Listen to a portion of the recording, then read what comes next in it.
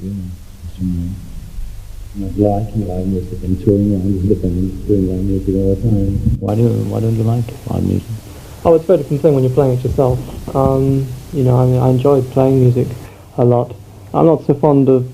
I think the problem with live music for me, there are two problems. One is I find the imperfections of a live sound a little depressing. I used to love going to see bands when I was a bit younger, actually. I mean, I used to go and see groups like The Nice, and that maybe brings from the other reason why I don't like live music so much, is because there aren't really that many people around who particularly excite me. I mean, I love live classical music. And if I see, one or two groups that I like, I've seen live, that I like, you've got to like so many of the songs by a band in order to enjoy the concert. If you only like two songs or something, then you're waiting for those two songs to come up in a show. And when they come, it's often an anticlimax because they may not be the best live songs that they have anyhow. I suppose it's also got something to do with the acoustics of the places that rock bands play these days. And you've been touring quite a few places in the world. Are there anywhere in the world where they are sort of getting better places for bands like you acoustically as well? Well, it depends on the size of stadium you're playing things. I mean, in the States where we're playing mainly about stadiums upwards from 15,000 now, they have a whole selection of stadiums there. They're originally built for hockey, but a lot of them have in fact taken into account rock music. And particularly ones that are being built at the moment. I understand that one or two being built around the States now. They're considering them for concerts quite seriously now. And so we find the acoustics in the American halls is, in the main, pretty good. Because of the kind of staging we have, quite elaborate sort of light system and things, we tend to have to play rather biggish halls. And the problem in Europe we find, or particularly in France, is that the bigger halls tend to have terrible acoustics because they're really just agricultural halls and they're not very good. In Germany it's a bit more like the States. They have one or two halls that are good. But yes, I mean, it's every time we play a theatre we remember how nice it is to play. I mean, theatres are probably where we sound best. But then you have the problems about the big stages, whether they're big enough. Well, that, and in most countries in the world, also the audience thing. I mean, like we tend to do very, very few performances now with less than 5,000 people, and a great number over 10,000. And so, you find you have the choice of playing a nice theatre for 3 or 4 days in each city, and taking 5 years to do a tour, or doing the bigger places, and actually getting around to playing to some people. And that seems to be a thing that make you jump over countries like Denmark, that you don't think they have capacity halls? Well, I don't know so much that. I think, I don't know about Denmark. I mean, it's not a very strong territory for us, I know. We don't really sell any records there. I'd say it's one of our weakest, in fact, in Western Europe, which is a shame. I mean, it's nice, obviously we'd like to play.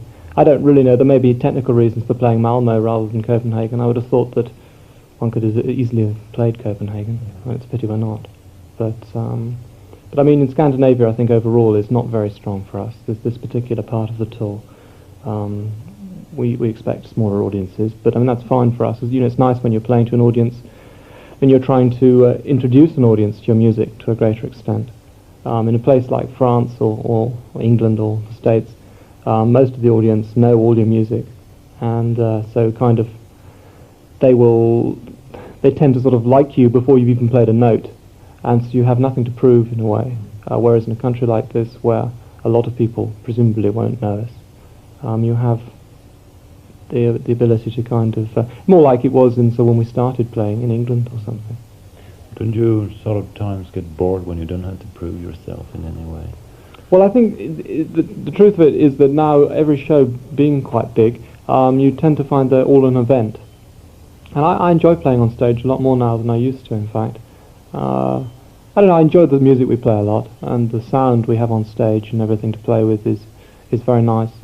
And the music is quite a challenge. There are one or two songs that are quite difficult to put across, although the group is one that doesn't do much improvising, so therefore, in a sense, the music is note-wise quite similar each night, but an audience can make an incredible amount of difference to a gig. I mean, like, places like when we played Zurich recently, I mean, that was really, really nice performance, and similarly in places Germany and Holland and things. I mean, in fact, the whole tour's been really nice from the audience point of view, and the only thing that does destroy it sometimes is poor acoustics.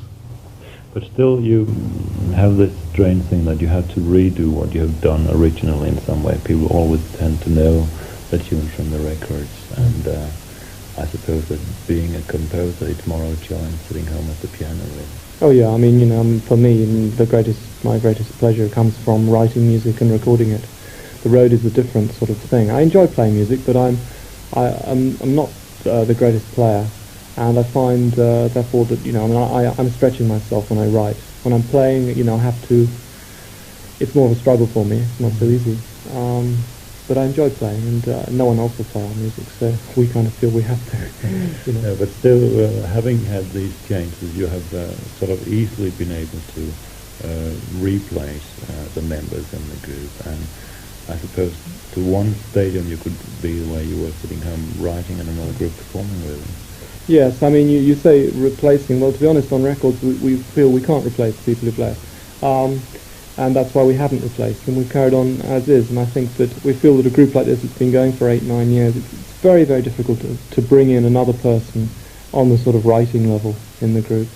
And that's why we feel just for our own, the three of us left, we just know each other so well. We know everything, that about our musical tastes and what each member is capable of and things.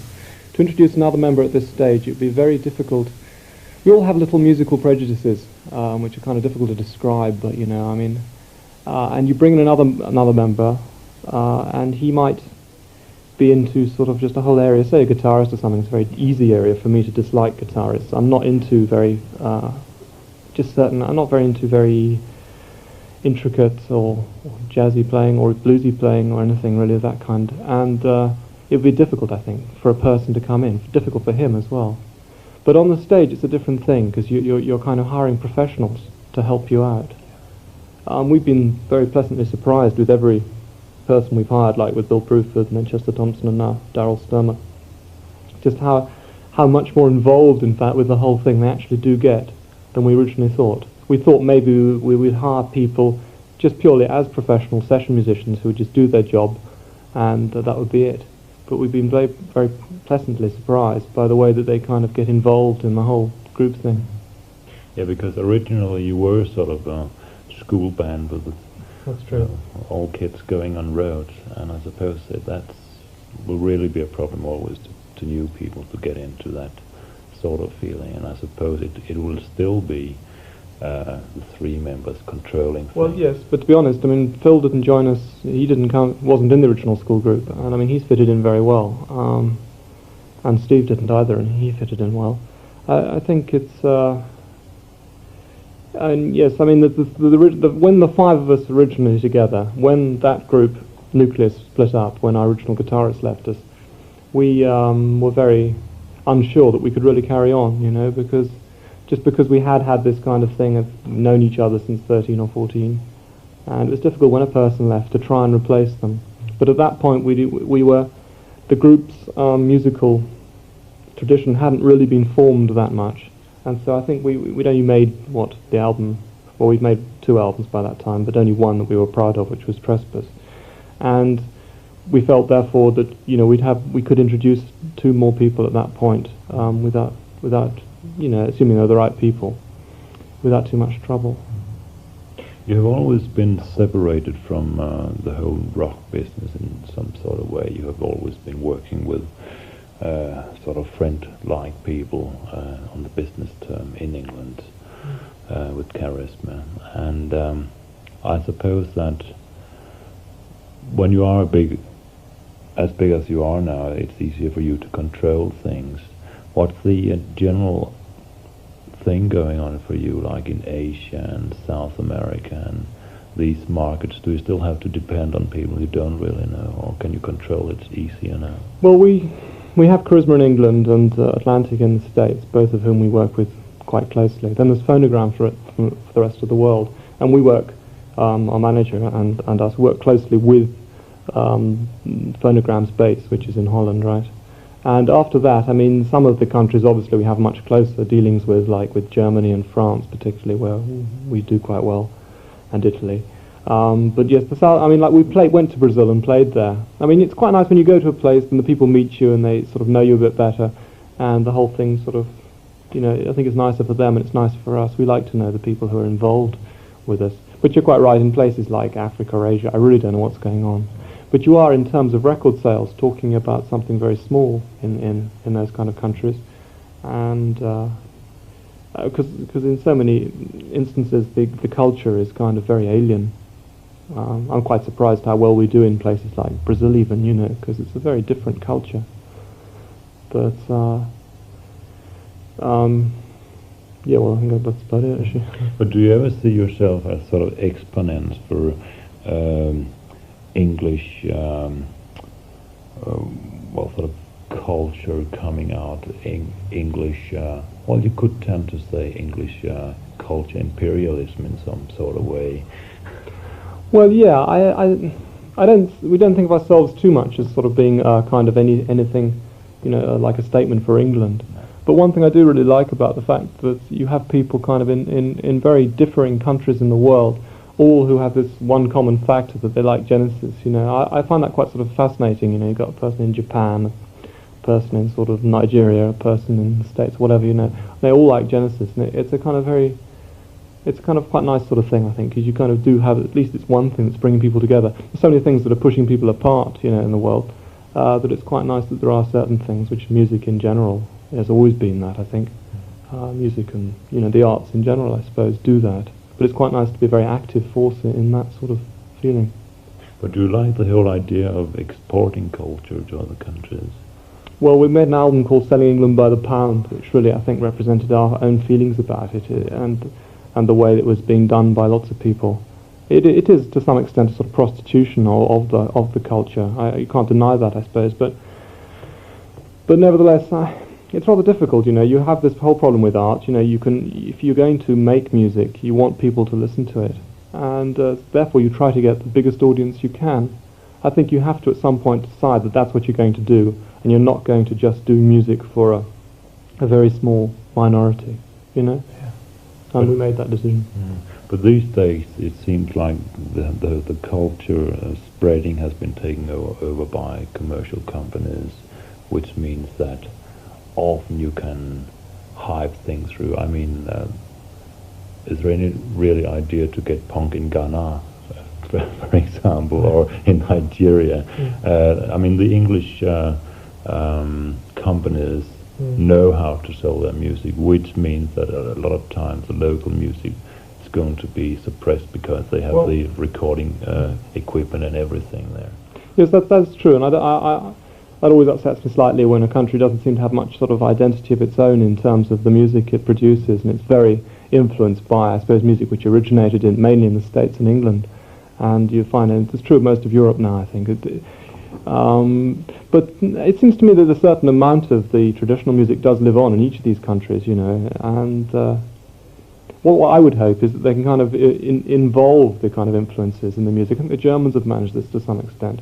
Have involved the influence in the music and then come up with something maybe a bit different again.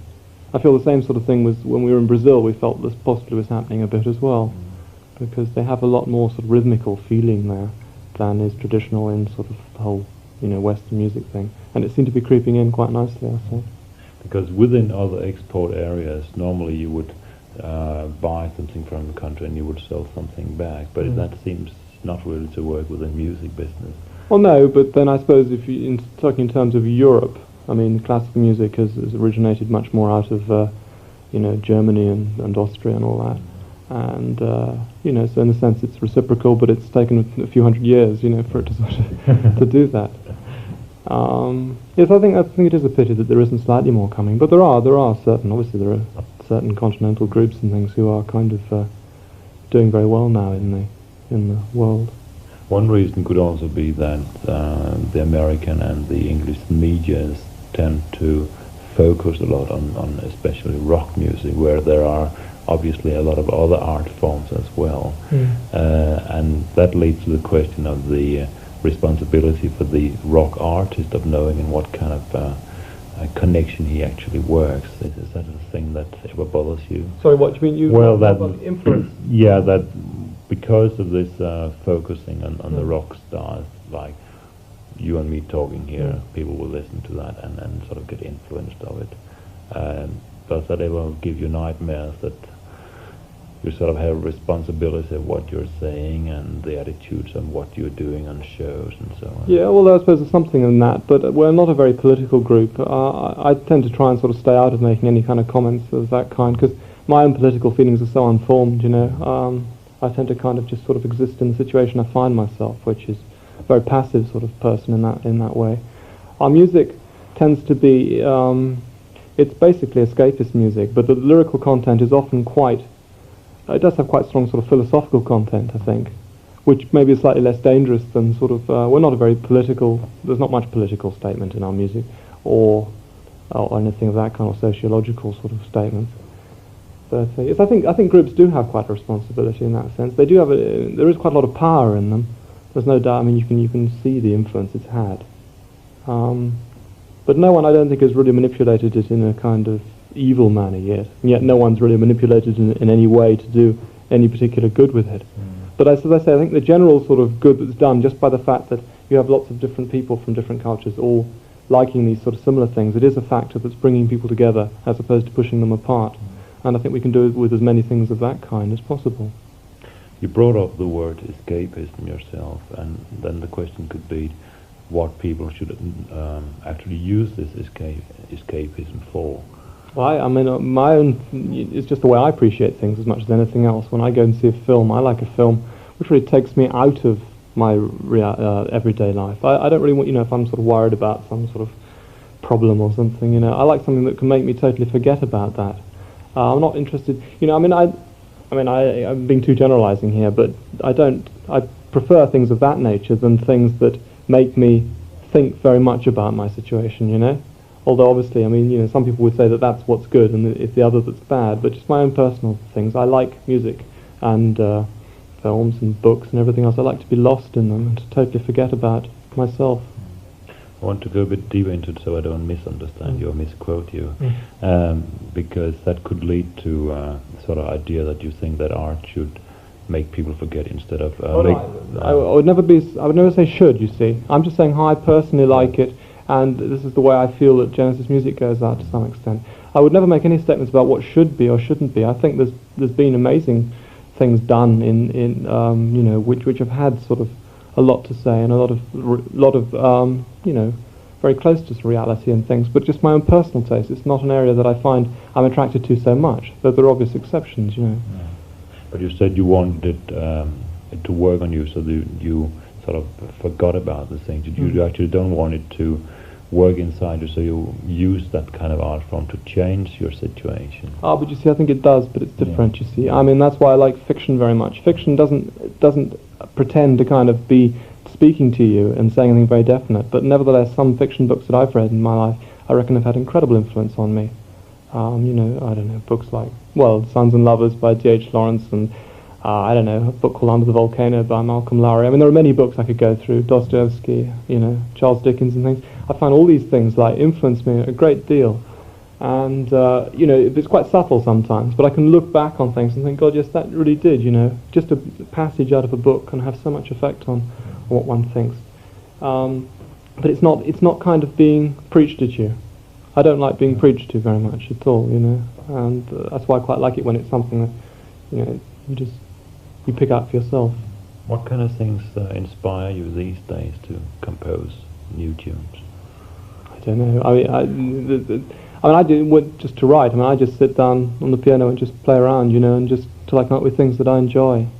That's musically. Lyrically, I need a little more help because I'm not really such a natural. I find lyrics a little harder. I tend to find books help me a lot, influence me, and poetry and things. Well, I'm not very keen on poetry myself, but there are some poets I like. But musically, I think one's always influenced by anything that one hears. I don't think you can avoid it. And I think it's quite good to be listening to constantly different kinds of music all the time, which I do. And I think that influences me. But I can never sort of put my finger on really what it is. I mean, I tend to write to please myself, you know. The show that Genesis puts on now is quite a vast show with a lot of people involved.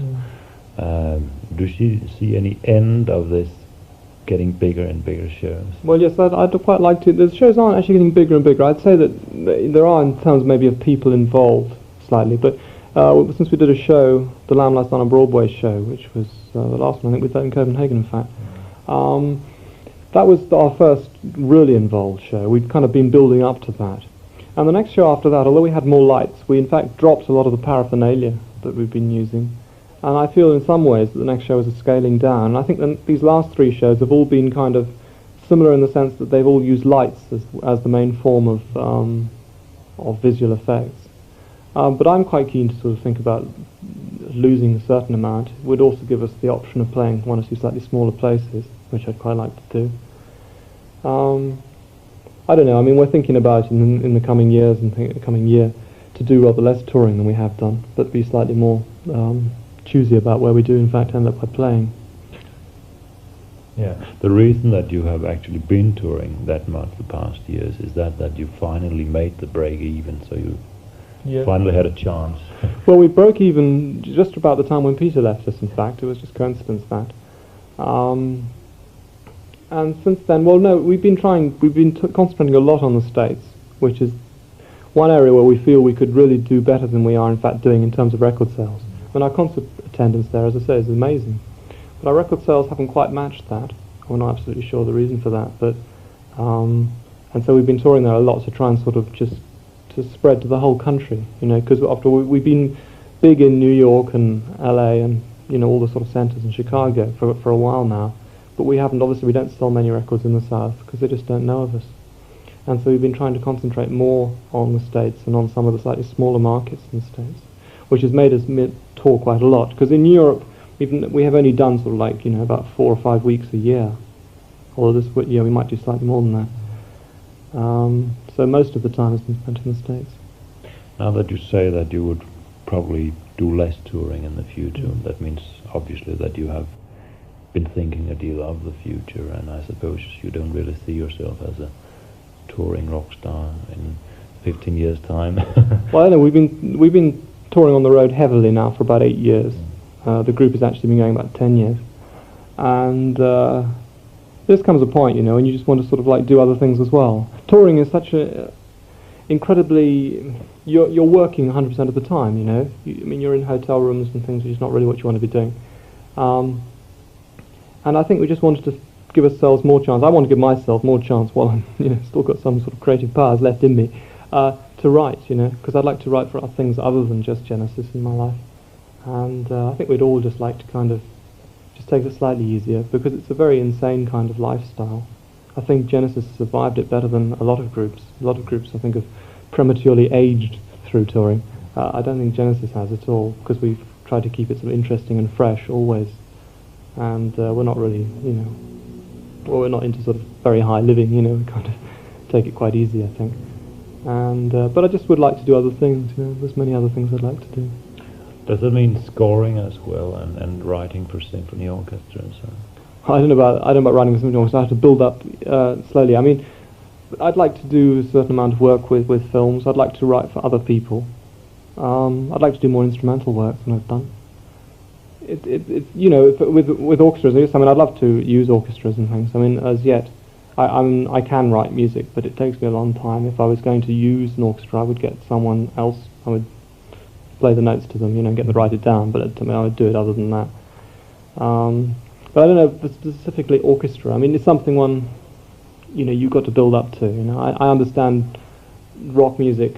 I mean, I've got a good understanding of it because I've been involved with it for a long time. With symphony orchestras, although I've loved classical music for a very long time, I don't know quite so much about structure and that kind of thing. It's something one has to learn. There's an awful lot of learning to do in that area. I don't know, really.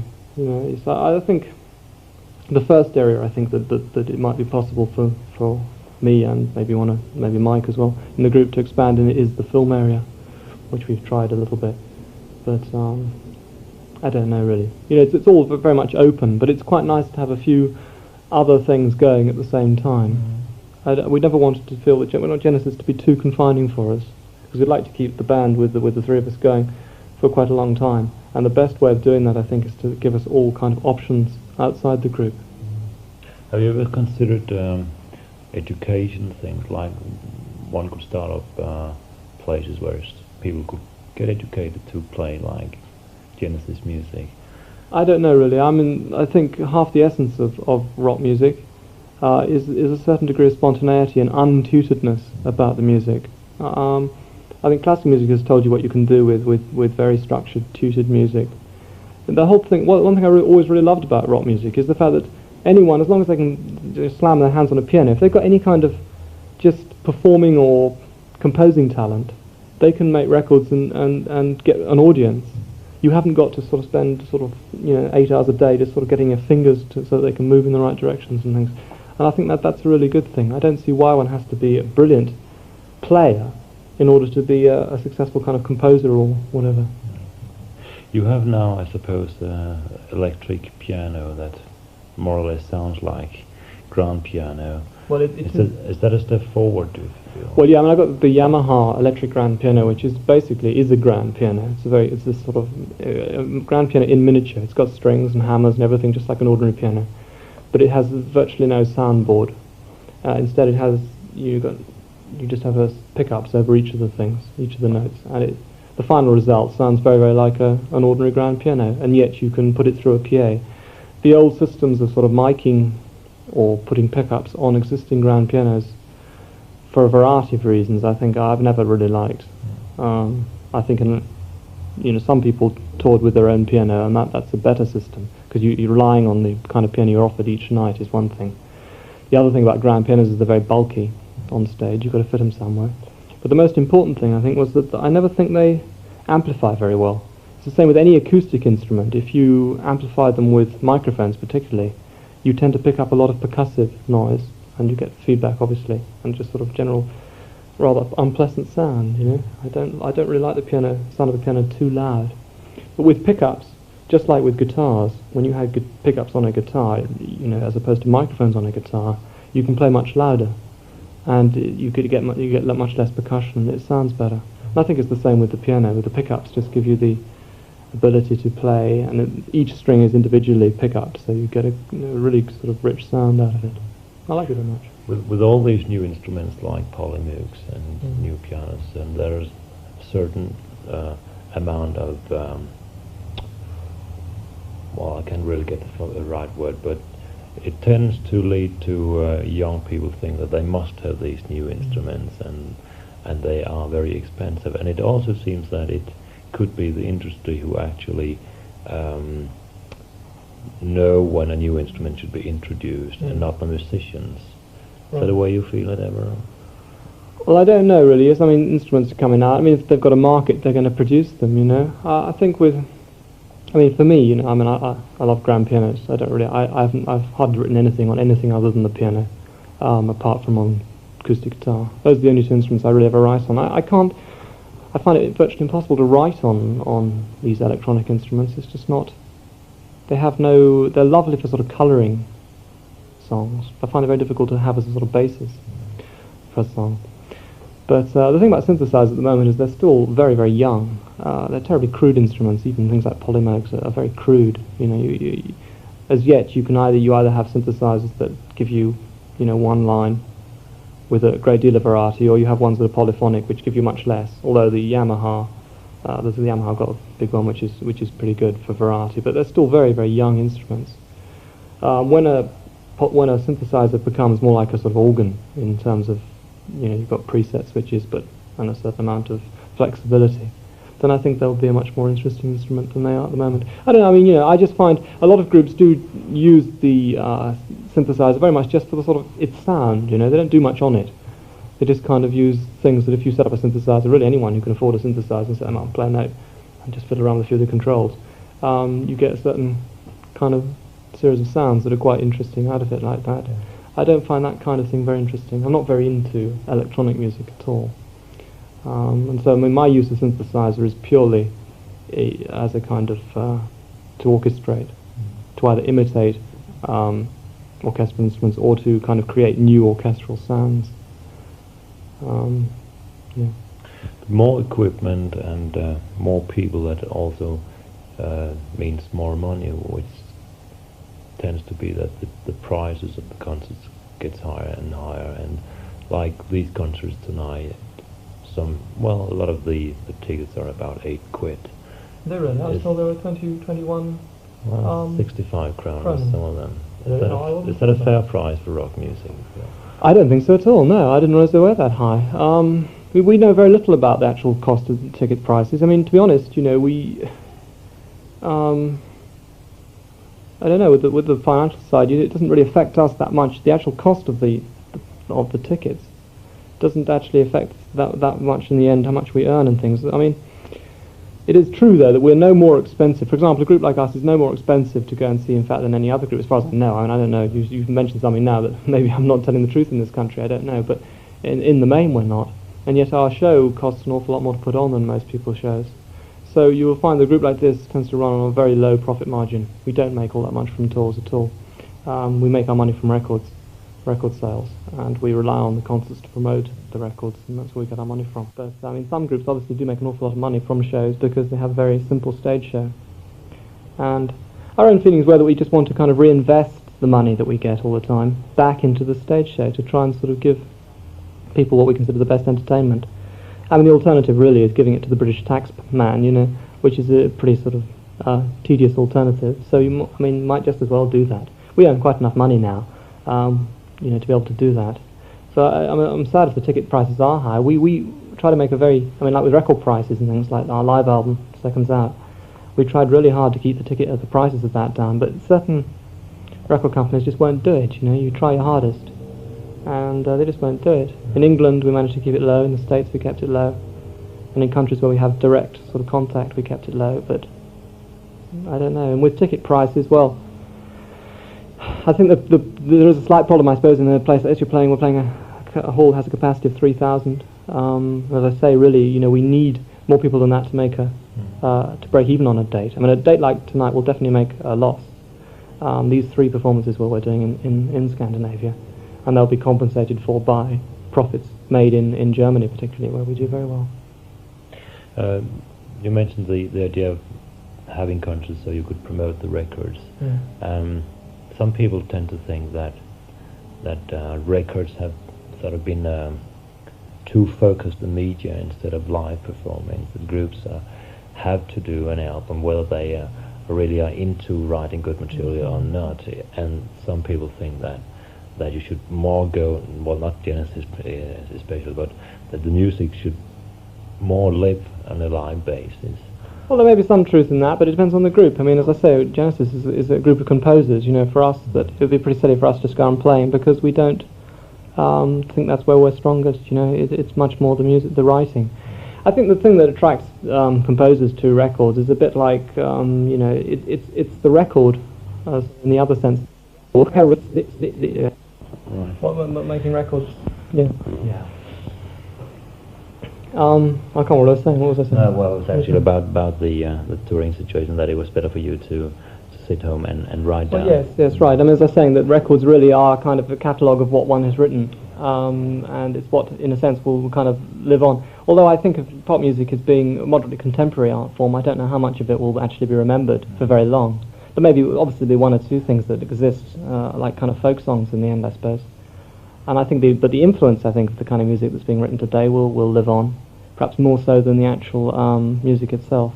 I think you're right in saying a lot of people do consider the live performance to be the main thing, and certainly, if you look back in history, I mean, I think the players and the playing of it was the most important thing, really, because you didn't have records. It is a difficult sort of thing. I think it is, though, for a composer and things, you can kind of really do exactly what you want on a record. You can use all the sort of gimmicks and fiddle around and piece things together in exactly how you want to. Whereas on stage, it's a much less perfect thing. I think both are very relevant things, to be honest. I think the records also reach a much wider audience. It's another reason for doing them, which you can't hope to play to everyone who's bought your records on a tour. But obviously the question is whether the record media is a different media and you use it different, or whether you just want to reproduce what you're doing live. And it seems like a lot of groups these days are actually doing albums without having the material or without even using the media itself. I think that's one that focuses really on another problem. I think of the rock music situation today is that every group feels compelled to write its own material, and every guy who writes music feels compelled to be in a group. The situation wasn't like that 20 years ago. People used to have writers who'd stay at home writing, and performers who go out and perform, and you didn't have to be a great writer to be a performer. And I think that's a much better situation, in fact. I don't think I should be out on the road touring, not just because I get fed up with it, but just because I'm not a natural performer. In a group, you can afford to have one or two members who aren't natural performers. We got Phil out the front, who's a very good performer. He's much more of a performer than he's ever a writer, although he can write as well. But I would like to see a situation evolving where people, would do other people's material much more, but not just to have to do material that's already been released, to have people who write for them, or to use writers. I mean, I'd love to write for other people. A lot of people I admire who can do things that, particularly singers, I suppose, is the easiest area to think of people you admire who'd like to hear singing your music, who never do, because, well, we end up by recording it, and then after that people think it's Genesis music, and therefore they can't do anything with it. We've had so few cover versions of any of our stuff. I always find it a bit disappointing. I'd love to hear. We've done certain songs, that would be great done in totally different ways. Particularly, I'm a great fan of sort of soul singers. Though there aren't as many good ones around as there used to be. I used to love Otis Redding and people like that. But there are still some people around who can really sing well in a soulful kind of manner. And I think some of our melodies would really suit that kind of treatment. Are you thinking of El Jarreau? Of who? Of El Jarreau, or? Al Jarreau? Yeah. I don't know him, I don't think so. Any particular names you were having in mind? Oh, well, not really, no. I was saying, Otis Redding's dead, unfortunately, which is a great shame because he was always, people like that and Nina Simone, kind of areas that I've always liked. But there are lots of people, I'm not so good on names, actually, but you just hear things on the radio. I love Richie Haven's voice, so it's interesting that Steve Hackett used him on his album. There are various voices around like that I do really like. That is another way of doing it, like Steve did, having people in, and obviously you write more music than you use. Have you ever considered doing that, or do you still want to be within the Genesis unit? No, I just, that particular solo album, I like a lot of it, I think it's very good. But I think you do have a problem with sort of identity with a solo album with a lot of other singers on it. And it's a rather difficult thing to pin down. There's something slightly untidy about an album like that. I don't know what it is. It just doesn't sort of work for me very well. If you took any of the songs isolated and made them a single or something, they'd be great. But just as an album, it's a bit peculiar. It comes across a bit like a sort of, I don't know, an old, it's Trad Dad or something, a film, a pop rock music film, So I would be, if I was doing independent stuff, I'd be more interested in instrumental, I think. I could never sing, unfortunately. Or else work on a project with just one singer. That's another thing I'd like to do, maybe, with a singer who I admired, who would sing my stuff. I think there are some people around who might do that. I remember that Roger Daltrey did that with Leo Sayer, for example, which I think was sort of an interesting kind of idea. I think it gives it's good for a singer who doesn't consider himself a writer, and it's obviously good for a writer who can't sing. If I understood you right, you said that Genesis as a group had tried to get the prices of the records down, but the record companies refused to do so. Well, that was true of the live album. They say refuse is maybe a bit strong, but they give all their reasons why prices can't be lower.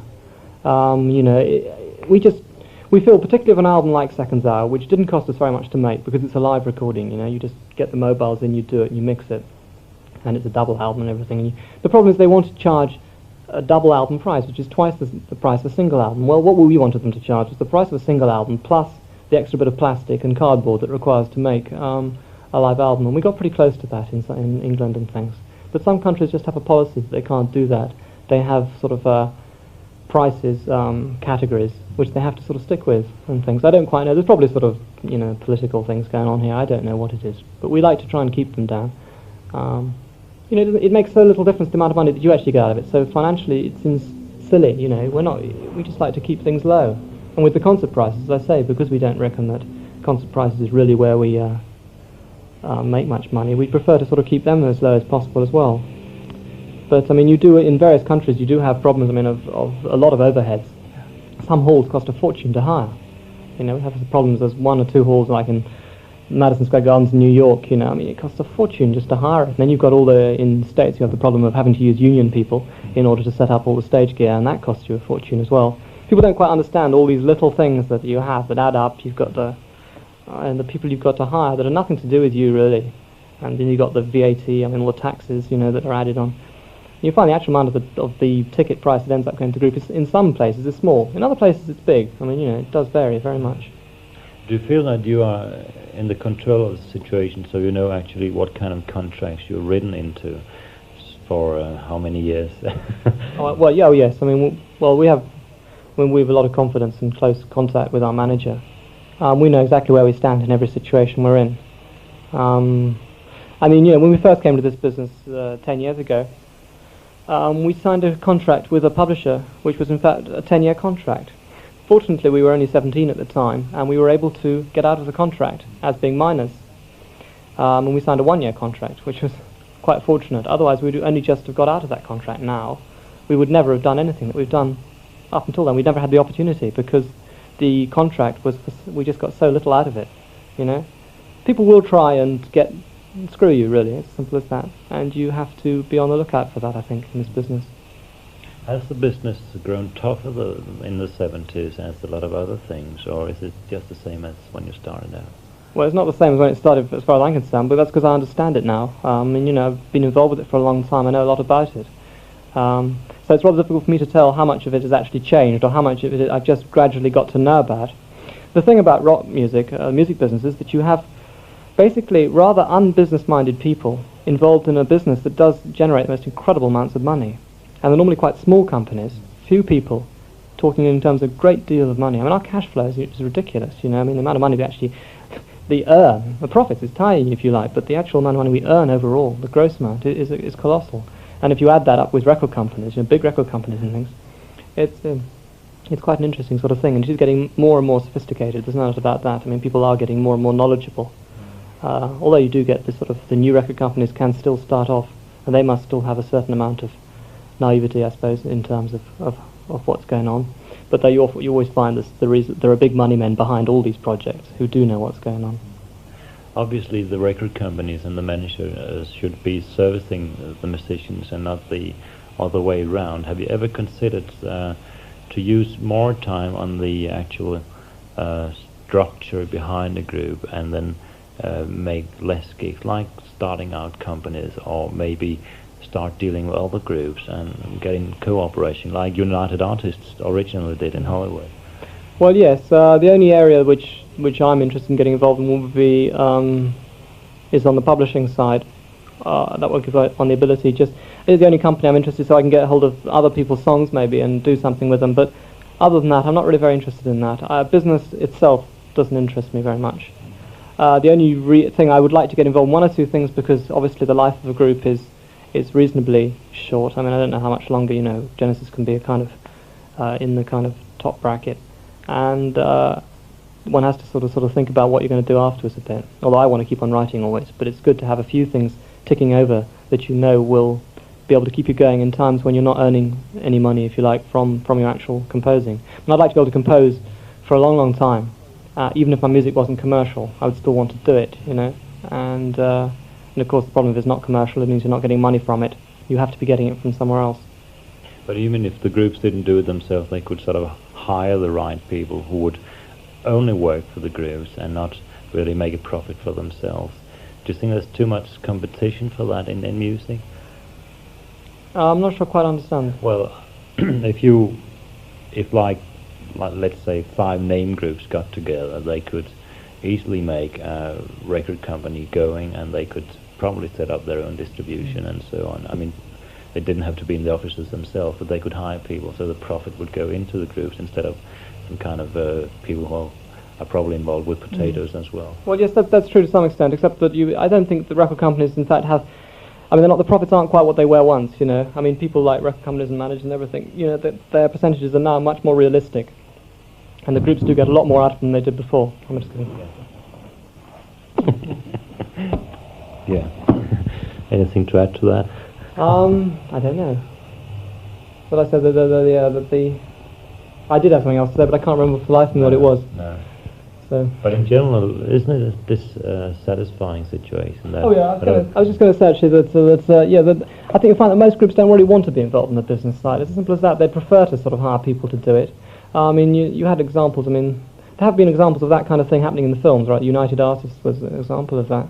I'm not sure in the end it doesn't end up being exactly the same thing. I mean, is United Artists really any different from any other thing now? It originally intended to be, but you know, it's so difficult. You start finding out all the problems, and then you find out this kind of competition you're with, and then you start finding yourself adjusting to be exactly the same as the people that other people. I don't really want to spend any time on the business side. I prefer just to write, and I'm quite content with the amount that I get out of it. I get more than enough, I think, and so I'm content with that. And you have never sort of been dissatisfied with the situation that other people should do things for you, though you actually didn't know what was going on all the time?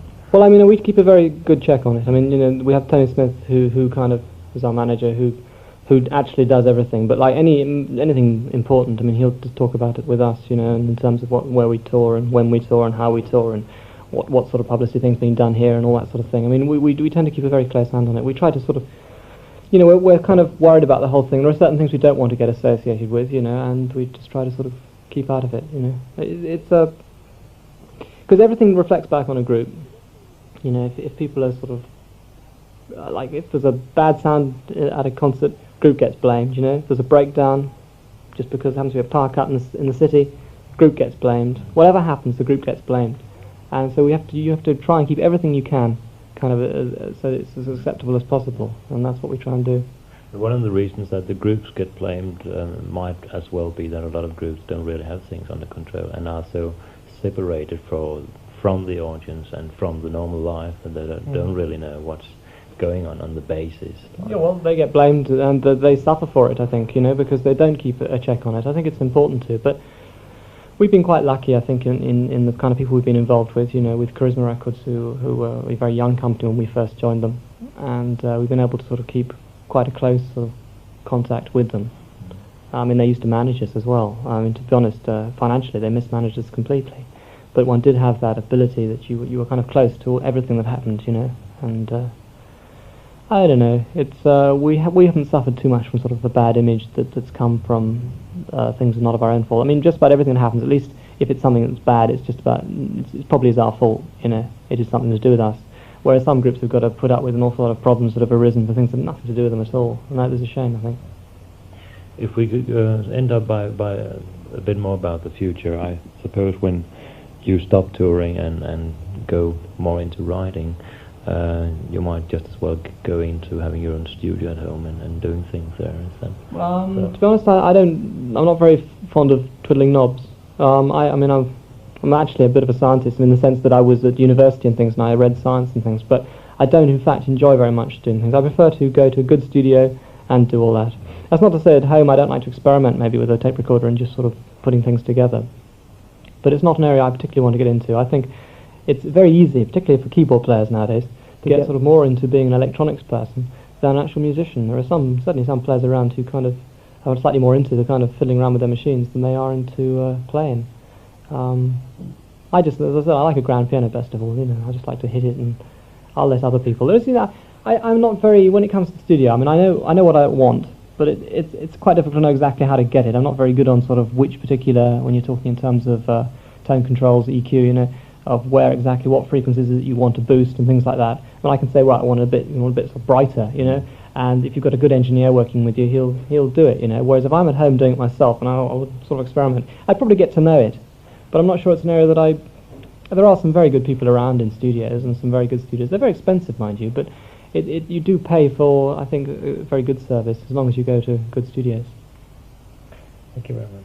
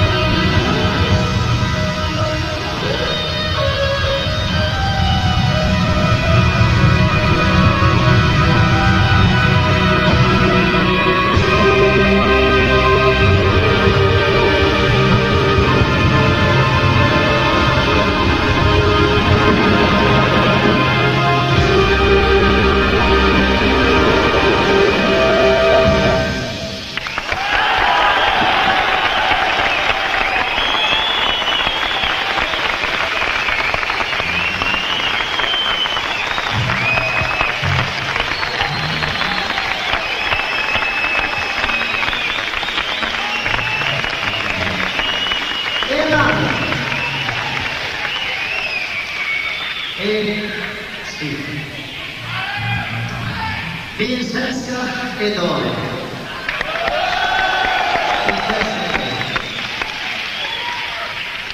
So I will speak very slowly in English. You understand English?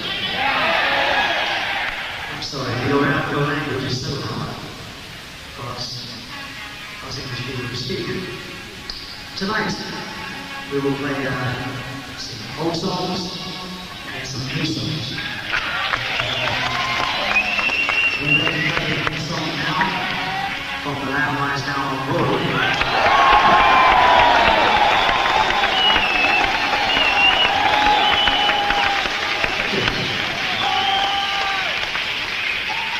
This song is called In the Cage.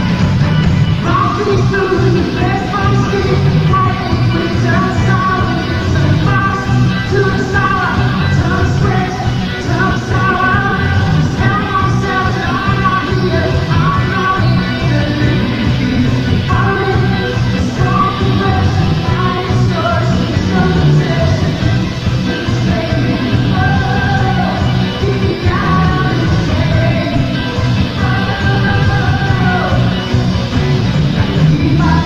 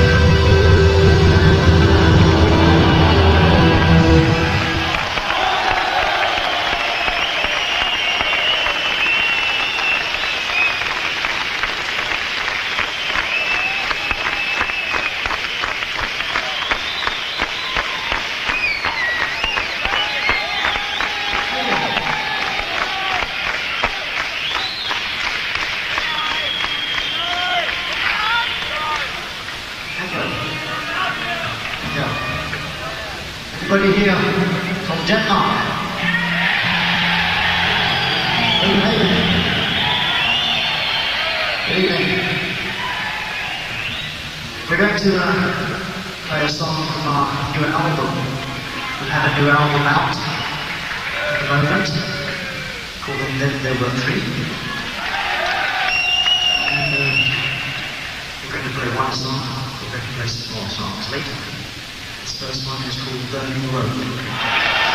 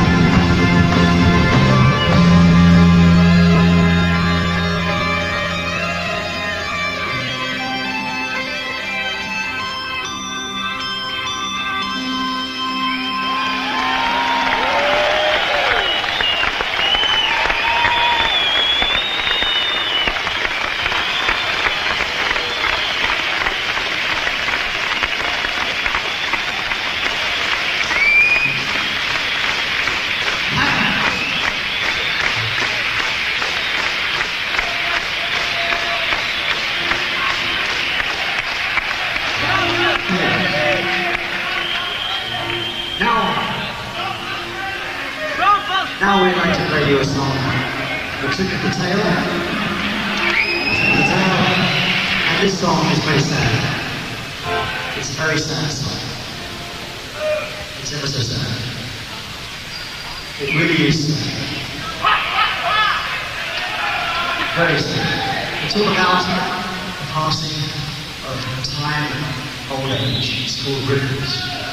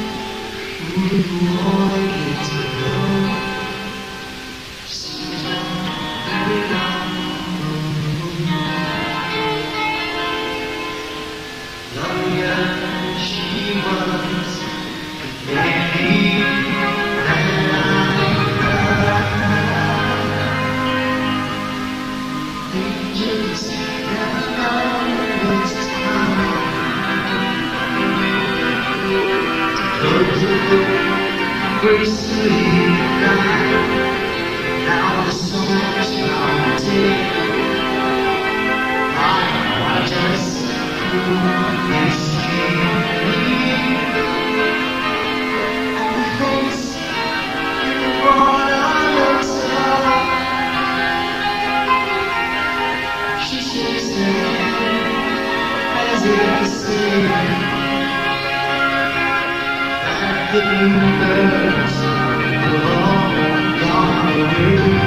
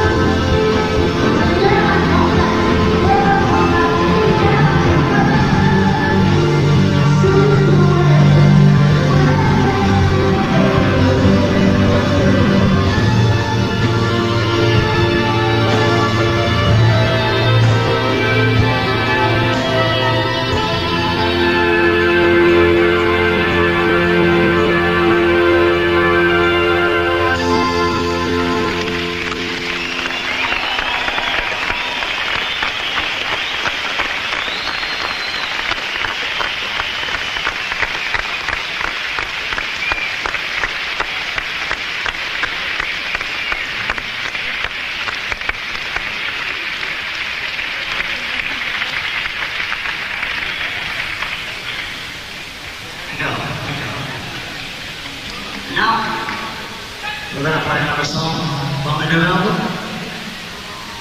What is all about the American Gold Rush. And the Gold Rush, as I'm sure you all know, in the 1800s, everybody packed up their bags and they headed west to find fortune and fame in the hills. And this song is all about some of the unfortunate people that went. It's called Deep in the Motherlode.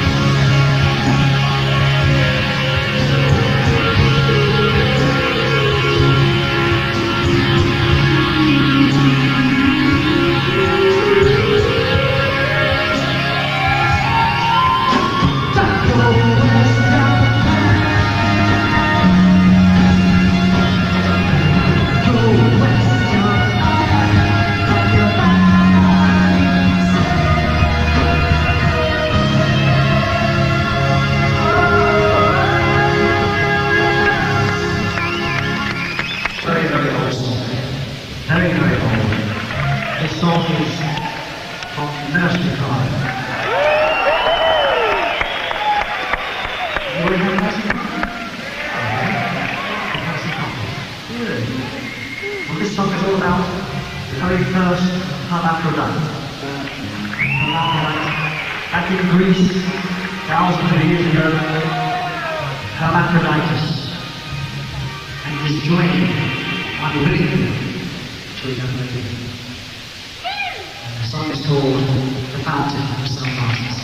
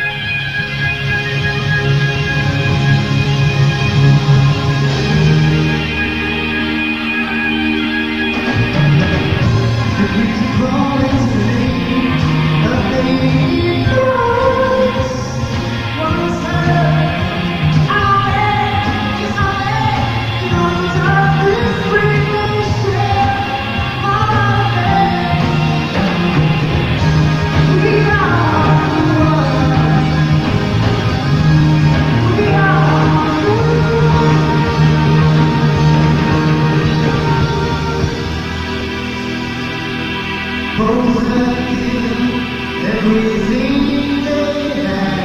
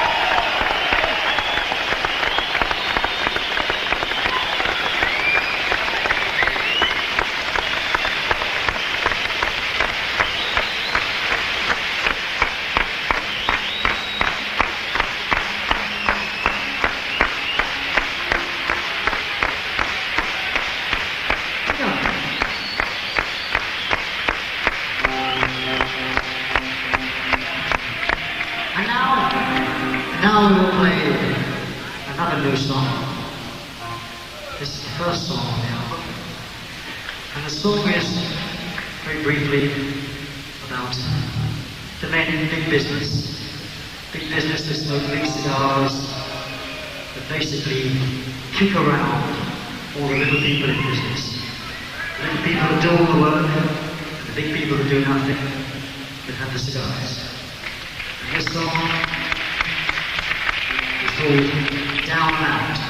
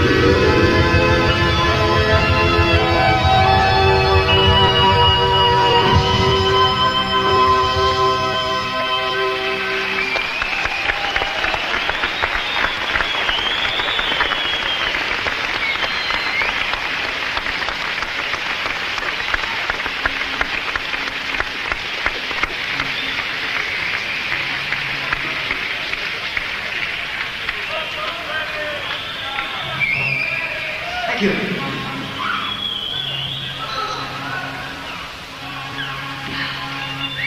Well, we have a new friend with us on this tour this year.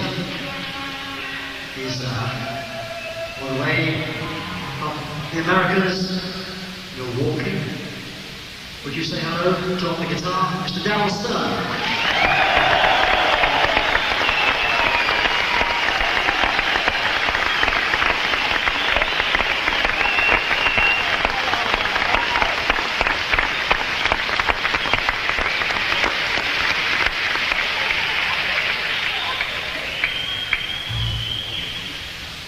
Now we're going to play a song from Winter Mothering. This is called Life Divine.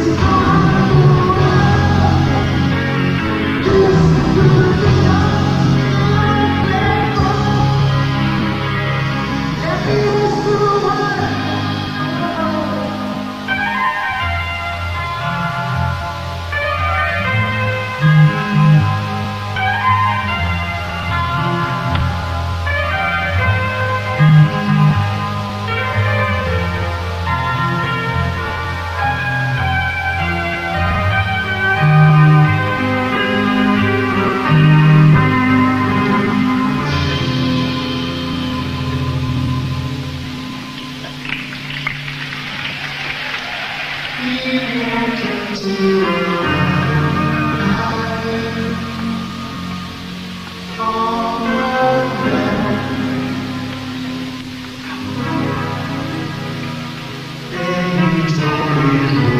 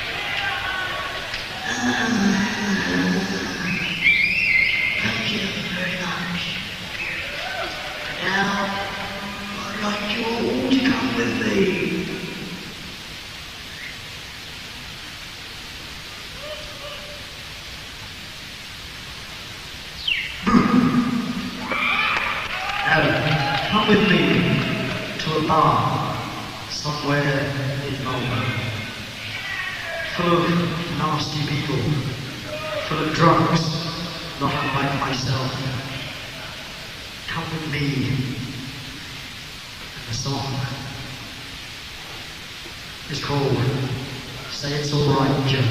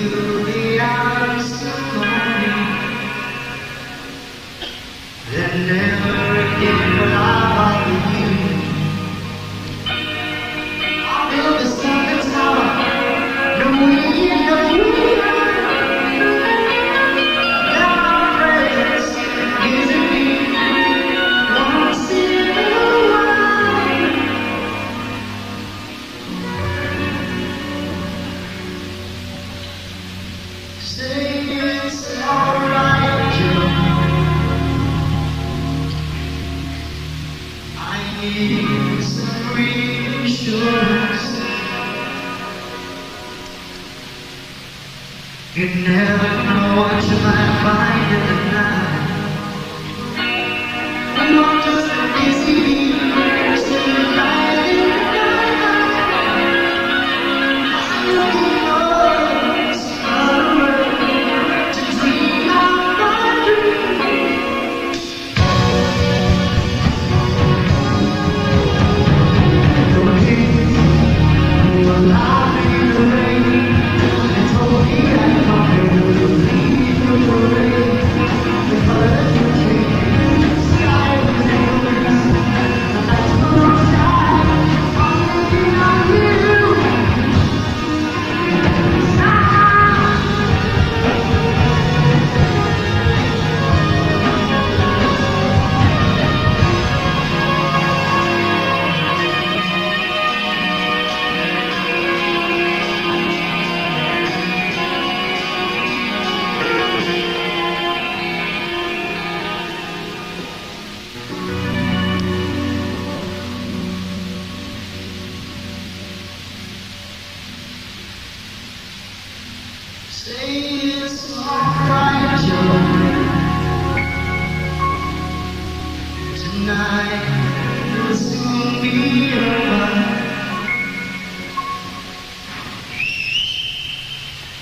nothing and no one needed to know.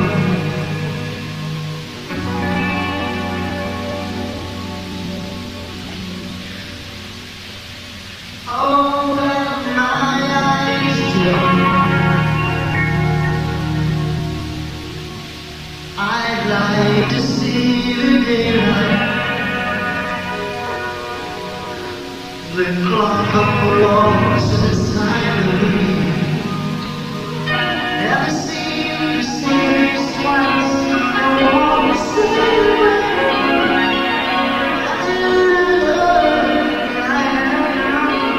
I keep to myself.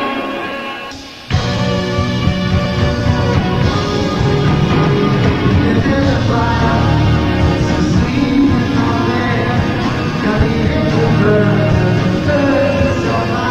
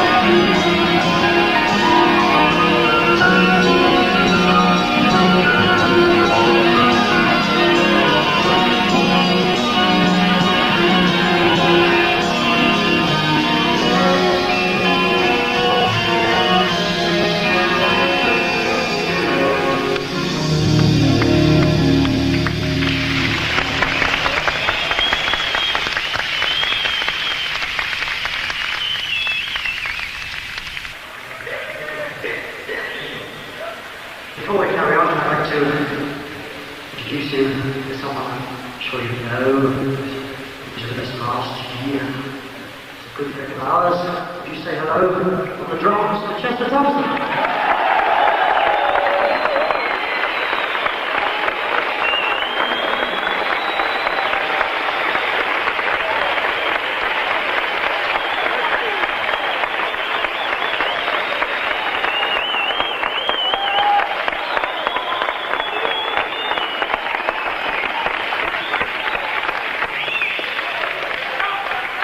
Chester will not play if you applaud like that. We can't play him. Sorry. We're going to carry on with a new song. It's called The Lady Lies.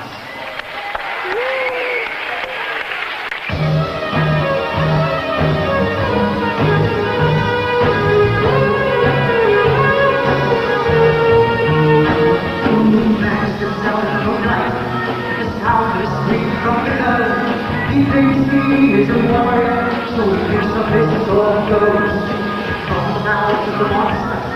He rescues the lady fair, but he knows that the demon comes to pull him to the knees there. Through his first focus, all he sees, to a house in a clearing, place to have the air, he calls home.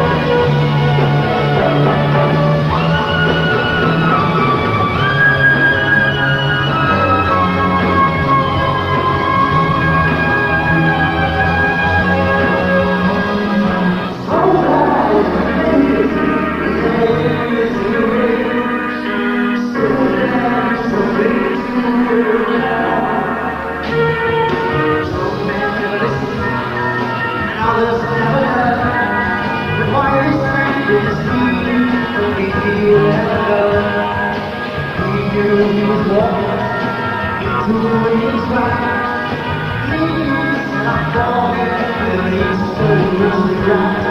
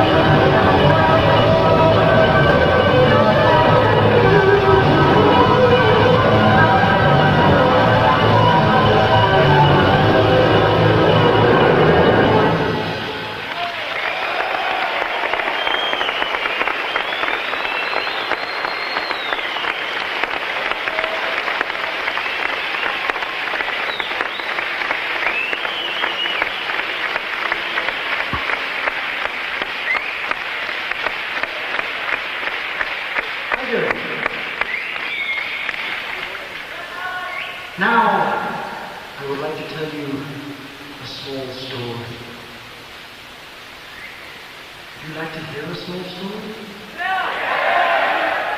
I'm afraid you're going to anyway. This next story is all about two virgins, Romeo and Juliet. Now, Romeo was 16 years old. He was very horny, very sexy. He couldn't wait to lose his virginity. Juliet, she was 16 years old, with sore bros.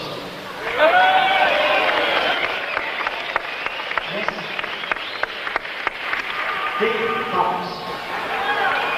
Now, Romeo, tonight, because tonight he felt very, very sexy indeed, he telephoned his girlfriend Juliet and asked her out to a drive-in movie. This is a modern day Romeo and Juliet. There was a telephone. He telephoned her and asked her out to a drive-in movie. Juliet accepted. And so he borrowed his father's car, and in 1 hour had picked Juliet up, and in half an hour they went back on the drive-in watching the film.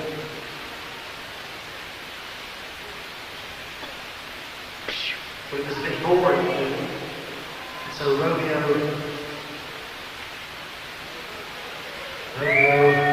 started feeling her breast.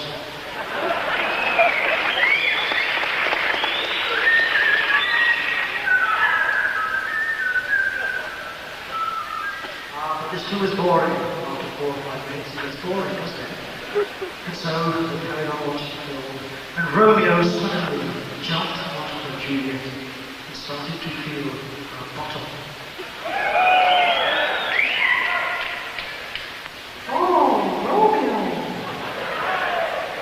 Juliet was a bit surprised, but she soon got into the party spirit, and she started to fondle Romeo's bottom. And 5 or 6 minutes of this, and Romeo was gone. And so he ripped off her dress, and he ripped off her panties, and he ripped off the apple. So Juliet was knocking in the car avec Sora Ross.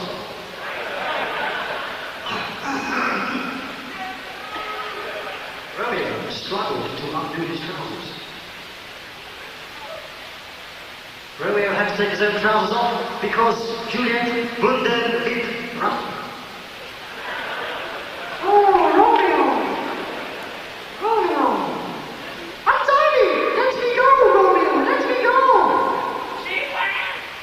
But Romeo was very excited, and he said, Juliet, you cannot leave me like this. Oh, Romeo! Look, untie me, let me go, Romeo, let me go, because otherwise we are going to miss the cinema show.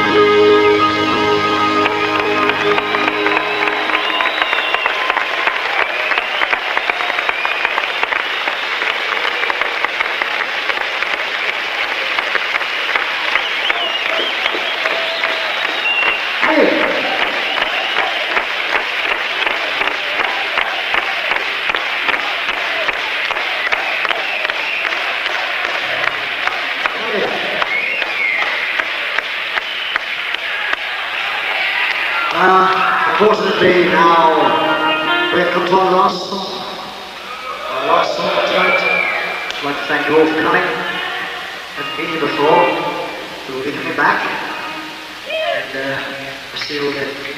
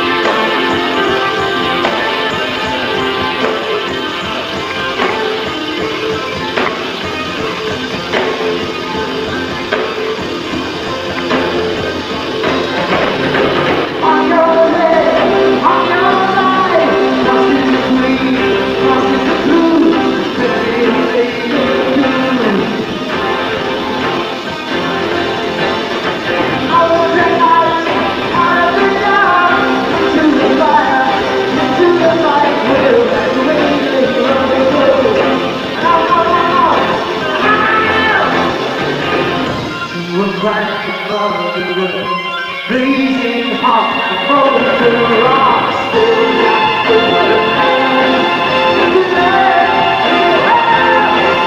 still got the it's your inspiration. You never want to find well. If you think stop the dance, do you want to dance with me? Alright. Yes, you never stop doing it. Alright. Music's playing.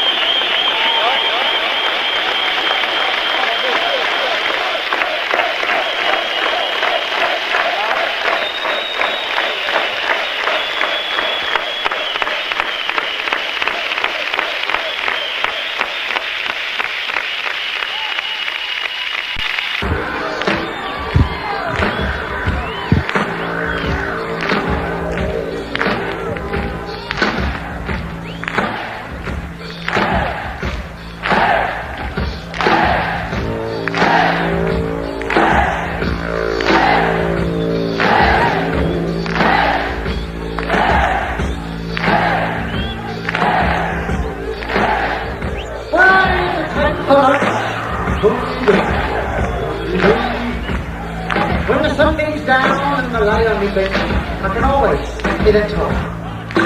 Always, always be careful. You love you and tiny you love now.